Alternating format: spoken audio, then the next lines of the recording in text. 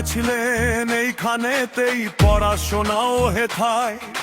রাজ্য সেরা পারুলিয়া স্কুল পড়িয়েছিলেন যেথায়।